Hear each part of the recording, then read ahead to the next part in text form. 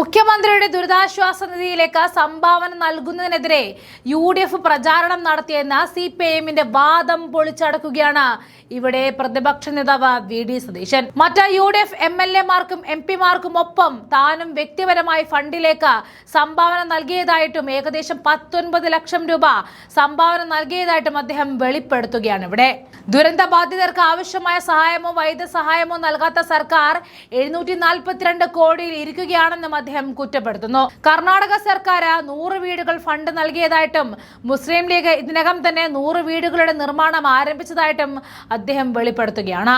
സർക്കാർ ആദ്യം ഭൂമി നൽകാൻ വിസമ്മതിച്ചതിനെ തുടർന്ന് KPCC അവരുടെ ഭവന പദ്ധതിക്കായി ഭൂമി രജിസ്റ്റർ ചെയ്തിട്ടുണ്ടെന്നും സതീശൻ വ്യക്തമാക്കുന്നു.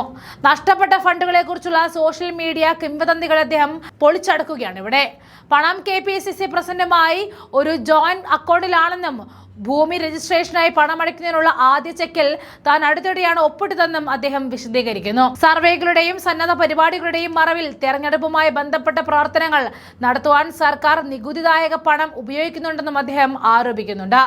വർഗീയ പ്രസ്താവനകൾ നടത്തുകയും LDFനെ മതേതരത്വത്തിന്റെ ഏക സംരക്ഷണയായി ചിത്രീകരിക്കാൻ ശ്രമിക്കുകയും ചെയ്യുന്ന മുഖ്യമന്ത്രി പിണറായി വിജയനെ വിമർശിക്കുന്ന സതീശൻ അതേസമയം സംഘപരിവാറിന്റെ അതേ വിഭാഗീയ തന്ത്രങ്ങൾ പിന്തുടരുന്നുവെന്നും ആരോപിക്കുന്നുണ്ട്.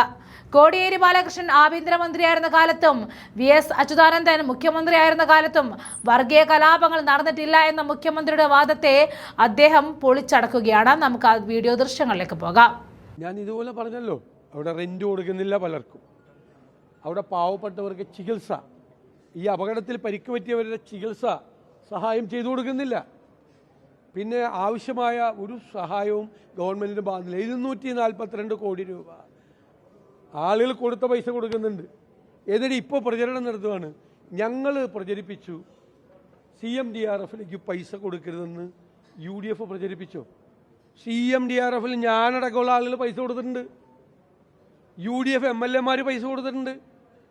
ഞങ്ങൾ തന്നെ ഏകദേശം 19 ലക്ഷത്തോളം രൂപ ഞങ്ങൾ തന്നെ കൊടുത്തിട്ടുണ്ട്. ഞങ്ങളല്ല, ഞാനടക്കമുള്ള ആളുകൾ, ഞങ്ങൾ MLAമാർ, UDF MLAമാർ മുഴുവൻ പൈസ കൊടുത്തിട്ടുണ്ട്. ഇപ്പോൾ പ്രചരിപ്പിക്കുകയാണ്, UDF പറഞ്ഞു CMDRFിൽ പൈസ കൊടുക്കരുത്. കള്ളത്തരം പറയാണ്, പച്ചക്കള്ളം പ്രചരിപ്പിക്കുകയാണ്. ഞാനടക്കം പൈസ കൊടുത്തിട്ടുണ്ട്. ഞങ്ങളുടെ MLAമാരെല്ലാം MPമാരെല്ലാവരും പൈസ കൊടുക്കാൻ പറഞ്ഞു. ഞങ്ങളെല്ലാം പൈസ കൊടുത്തു. ഞങ്ങൾ ആരോടെങ്കിലും കേരളത്തിൽ പറഞ്ഞോ CMDRFിൽ പൈസ കൊടുക്കരുത്? ഞങ്ങൾ കൊടുത്തു. ഞങ്ങൾ മാതൃക കാണിച്ചു പൈസ കൊടുത്തിട്ട്. എന്നിട്ട് വെറുതെ പ്രചരിപ്പിക്കുകയാണ്. അത് കോൺഗ്രസിൻ്റെ അവിടെ ഇവർ 1 കൊല്ലം പിടിച്ചു സ്ഥലം കണ്ടുപിടിക്കുക. എന്നിട്ട് ആ സ്ഥലം ഞങ്ങൾക്ക് തരില്ല എന്ന് പറഞ്ഞു വീട് വയ്ക്കാൻ. അപ്പോഴാണ് ഞങ്ങൾ സ്ഥലം കണ്ടുപിടിക്കാൻ പോയി. ഞങ്ങൾ 3 മാസം 4 മാസം കൊണ്ട് ഞങ്ങൾ സ്ഥലം കണ്ടുപിടിച്ച് ഞങ്ങൾ സ്ഥലം രജിസ്റ്റർ ചെയ്തു. അപ്പോൾ കുറേ സോഷ്യൽ മീഡിയയിൽ വായി തോന്നുന്ന പൈസ എവിടെ പോയി? എൻ്റെയും KPCC പ്രസിഡൻറ്റിൻ്റെയും ജോയിൻ്റ് അക്കൗണ്ടിലാണ് പൈസ. 1 രൂപയും പോയിട്ടില്ല. ഇപ്പോഴാണ് ആദ്യമായിട്ടൊരു ചെക്ക് ഞാൻ ഒപ്പിട്ട് കൊടുത്തത്. കാരണം ഈ സ്ഥലം മേടിക്കാനുള്ള ആവശ്യത്തിന് വേണ്ടിയിട്ടുള്ള ചെക്ക് ഒപ്പിട്ട് കൊടുത്തത് ഇപ്പോഴാണ്. ഒരു ചെക്ക് ഒപ്പിട്ടത് അല്ല, യൂത്ത് കോൺഗ്രസിൻ്റെ പൈസ പോയെന്ന് പറഞ്ഞു. അവരുടെ പൈസ KPCCയിലേക്ക് അവർ തരുവാണ്. വെറുതെ പ്രചരിപ്പിക്കുകയാണ്. എന്നിട്ട് 742 കോടി രൂപ ബാങ്കിലിട്ടിട്ട് നാട്ടുകാരെ അവരെ സഹായിക്കാൻ കൊടുത്ത പൈസ ഒരു സഹായം കൊടുക്കുന്നില്ല. ചികിത്സാ സഹായം പോലും കൊടുക്കുന്നില്ല. ഈ ധനസഹായങ്ങളെല്ലാം നിർത്തി. എന്നിട്ട് പച്ചക്കള്ളം പ്രചരിപ്പിക്കുകയാണ് സോഷ്യൽ മീഡിയയിൽ കൂടി. ഞാൻ പറയല്ലേ, AKG സെൻറ്ററിൽ ഇരുന്ന് സോഷ്യൽ മീഡിയയിൽ കൂടി പ്രചരിപ്പിക്കുന്നത് മുഴുവൻ പച്ചക്കള്ളമാണ്. ഒരു പ്രസക്തിയില്ല. ഞങ്ങളേതാണ്ട് പൈസ തട്ടിക്കൊണ്ടുപോയി. നീ പാവങ്ങൾക്ക് വേണ്ടിയിട്ട് കൊടുത്ത പൈസ അക്കൗണ്ട് പരിശോധിക്കുക വന്നിട്ട്. ഇപ്പോഴാണ് ആദ്യമായിട്ടൊരു ചെക്ക്, ജോയിൻ്റ് അക്കൗണ്ടാണ് എൻ്റെ KPCC പ്രസിഡന്റ്. ഇപ്പോഴാണ് ഒരു ചെക്ക് ഒപ്പിട്ട് ചെക്ക് ഞങ്ങളിപ്പോൾ ഇതിന് കൊടുക്കാൻ വേണ്ടിയിട്ട് ഈ സ്ഥലം രജിസ്റ്റർ ചെയ്തപ്പോൾ. സ്ഥലം രജിസ്റ്റർ ചെയ്തല്ലോ, ഞങ്ങൾ 3-3.5 മാസം കൊണ്ട് രജിസ്റ്റർ ചെയ്തില്ലേ. സർക്കാർ 1 കൊല്ലം പിടിച്ചു.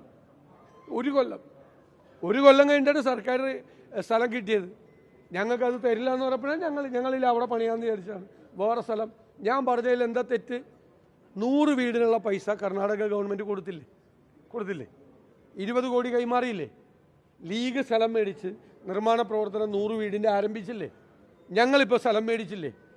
അതിനെന്തൊരു അധിക്ഷേപം വരുന്നത്? അതിലെന്താ തെറ്റ്? ഞാൻ പറഞ്ഞതിൽ എന്ത് ഫാക്ച്വൽ മിസ്റ്റേക്കാണ് ഉണ്ടായിരുന്നത്? ഈ 3 കാര്യമാണ് പറഞ്ഞത് ഞാൻ, അല്ലേ? അതിൽ 2 കാര്യം. ഒരു കാര്യം നടന്നു, പൈസ ട്രാൻസ്ഫർ ചെയ്ത് കഴിഞ്ഞു 100 വീടിൻ്റെ. 2ാമത്തെ കാര്യം നിർമ്മാണ പ്രവർത്തനം നടന്നുകൊണ്ടിരിക്കുന്നു. 3ാമത്തെ കാര്യം ഞങ്ങൾ സ്ഥലം മേടിച്ചു, ഞങ്ങൾ നിർമ്മാണ പ്രവർത്തനം ആരംഭിക്കും. അതിലെന്ത് തെറ്റുള്ളത്? പച്ചക്കള്ളം പറഞ്ഞുകൊണ്ടിരിക്കുകയാണ് ഇങ്ങനെ CPM. അതൊന്നും ഓടില്ല കേരളത്തിൽ.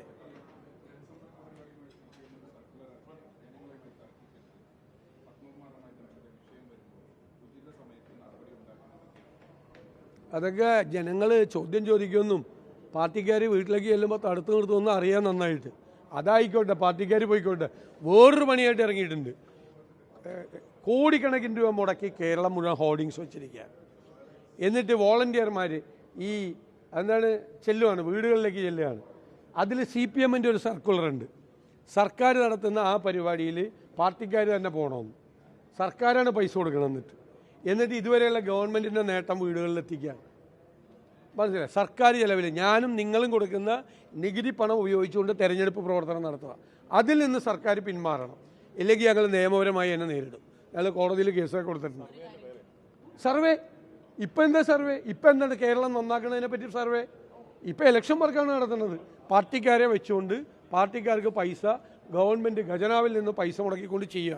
അതിൽ നിന്ന് പിന്മാറണം. പാർട്ടിക്കാർ വീട് കയറായിരിക്കണം അവരിഷ്ടം. അവർ കയറിക്കോട്ടെ. അത് നാട്ടുകാർ ചോദിച്ചോളും. ചെല്ലുമ്പോൾ ചോദിച്ചോളും. അത് ചോദിക്കാൻ അറിയാവുന്നതുകൊണ്ടാണ് ഈ പത്മകുമാറിൻ്റെ കാര്യം പറയണത്.